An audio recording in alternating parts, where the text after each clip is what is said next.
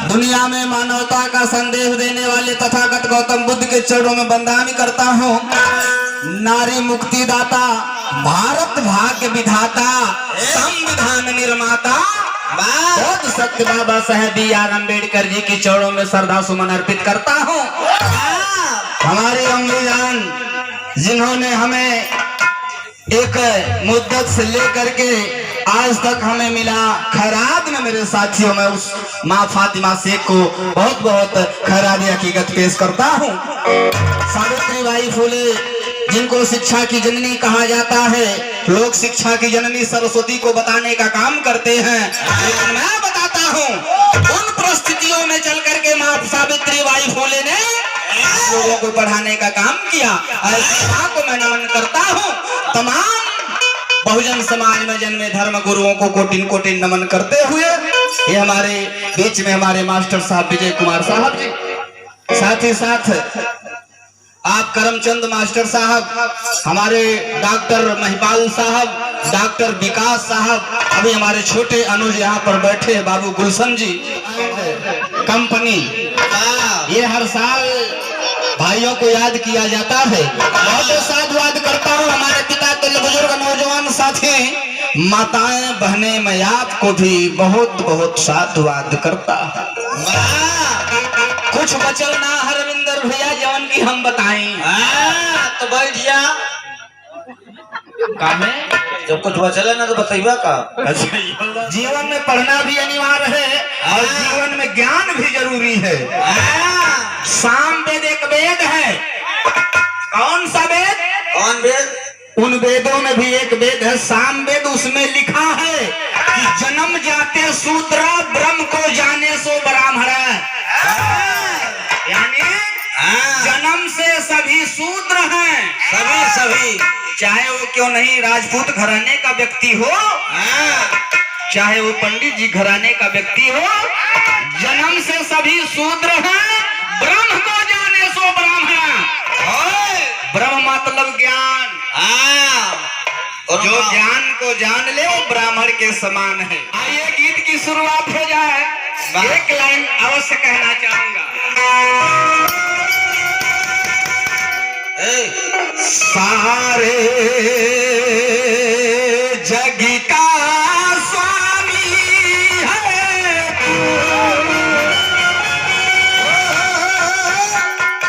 तू ही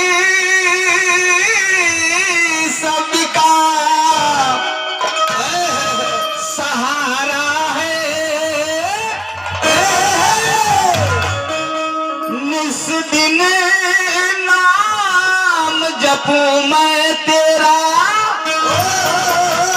यह करताब हमारा है।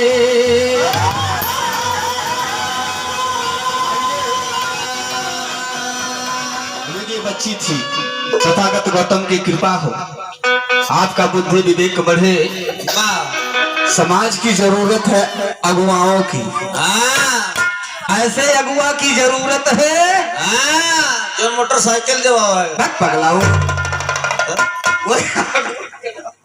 वो अगुआ के ना जरूरत है। हमारे समाज कहाँ जात हो, अगुआ का जरूरत हो। जैसे भी हमारे मास्टर साहब ने बताया, ऐसे ऐसे महान भावों की जरूरत है। आइए एक थोड़ी दिमागे की ओर मत जाइए क्यों। आइए कहना है थोड़ा सा दिमागे का हाथ हो। आइए ऐसे महान मानव को याद करते हुए हमारे डॉक्टर साहब महिपाल साहब बैठे हैं। बस एक लाइन कहना चाहूंगा। क्या धरती आसमान हो तो है सूरज के समान।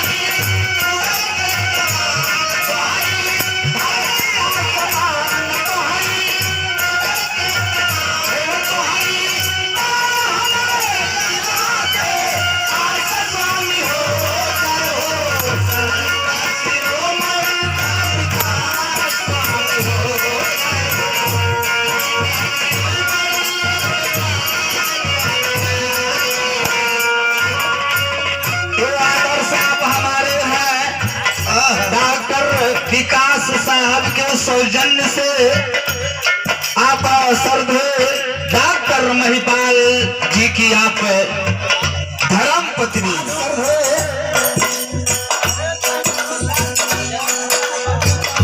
डॉक्टर संजना बहू जी वाह उड़ली के धरती से बहुत बहुत साधुवाद करता हूँ 1000 रुपए से सम्मान प्रदान करते हैं। वाह नमो बुद्धाय जय भीम करते हुए कहना चाहूंगा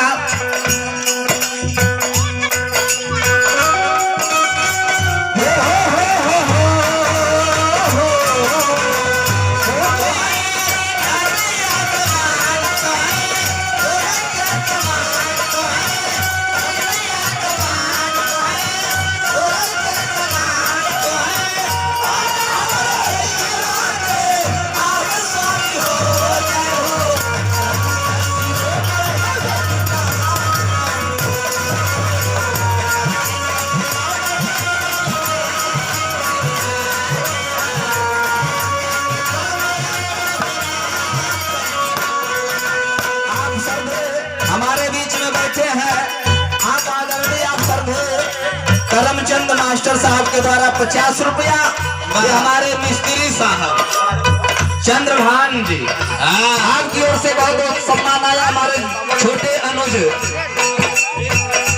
छोटू एंड टीम के तरफ से बहुत बहुत रुपयों का धन्यवाद आया। बहुत बहुत साधुवाद करता हूँ। नमो बुद्धाय जय भीम। एक लाइन आखिरी रही का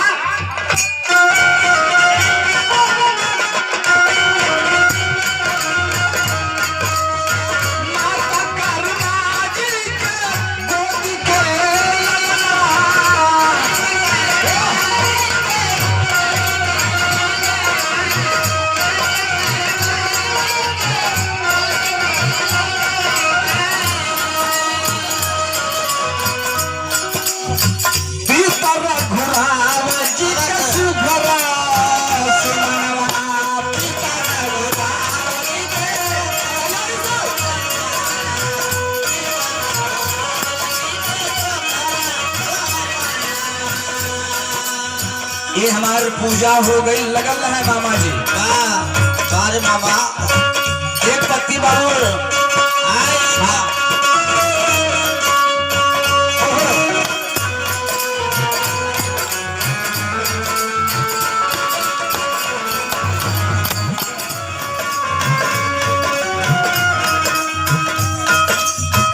मिशन बाबा साहब कले चल संभल कर ये रख देगा एक दिन जमाना बदल कर।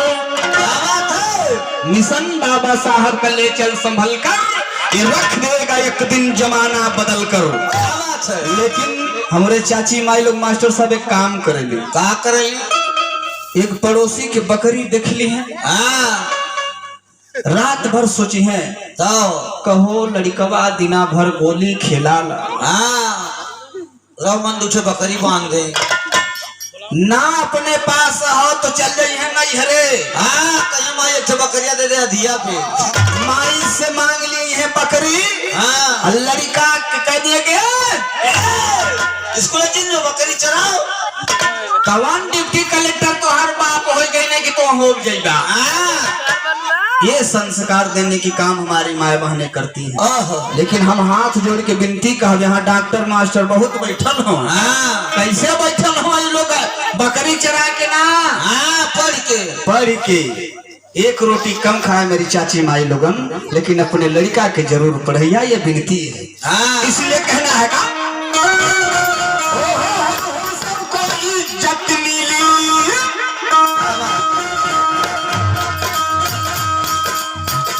सबको इज्जत मिली सबको यशमत मिली सबको इज्जत मिली सबको यशमत मिली सबका रुतबा बढ़ाया मेरे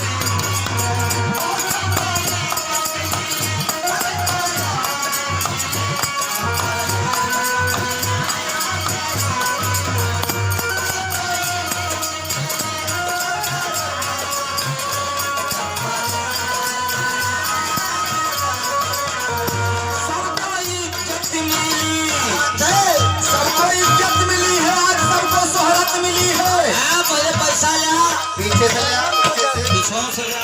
हाँ, ये सुनील कुमार रंजन जब चुनाव लड़ रहा था हाँ, जिला पंचायत का, ये आप लोगों ने प्यार वोट भी देहलन, आप लोग नोट भी देहलन। ये मान्यवर कांसी राम साहब का सपना भी साकार हुआ था मेरे साथियों। वाह, ये प्रेम मिला है, आप शिक्षा के जनक हैं।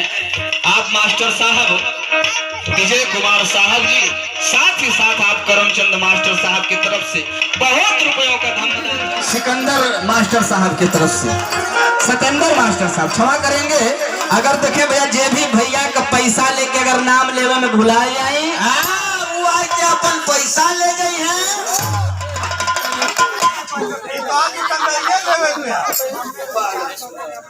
क्षमा करेंगे तुम्हारा 101 रुपया लेके फिर से बोलवा लिया। हाँ, सही बोलने बच्ची, बहुत बहुत सम्मान आता, बहुत बहुत साधुवाद करता हूँ। कहना है क्या?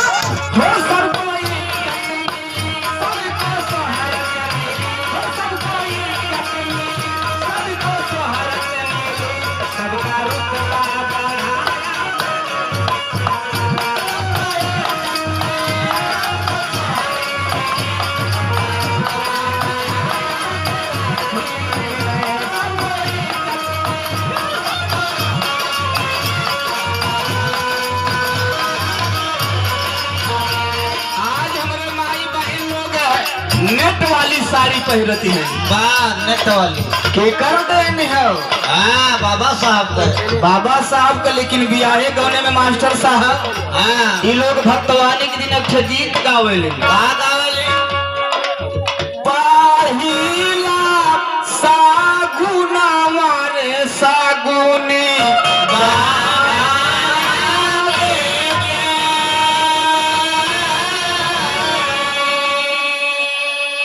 बतावा, नेट वाली साड़ी पहरे बदे अधिकार बाबा साहब देहलन। हाँ, मास्टराइन, डॉक्टराइन, हाँ, यहाँ पोस्ट मास्टराइन भी है जी। ये बने का अधिकार बाबा साहब देहलन। न्योता के कई लोग देनी, हाँ, भले के पूरी खाए के। कहिया तो हम लोगन सुधरबू। हाँ, कितना जने घरे यहाँ ठोकवा गुलगुला बनल, तनी हाथ उठावा तो। हाँ, अरे हम तो ना पूछे थी अनहर लोगन से पूछा।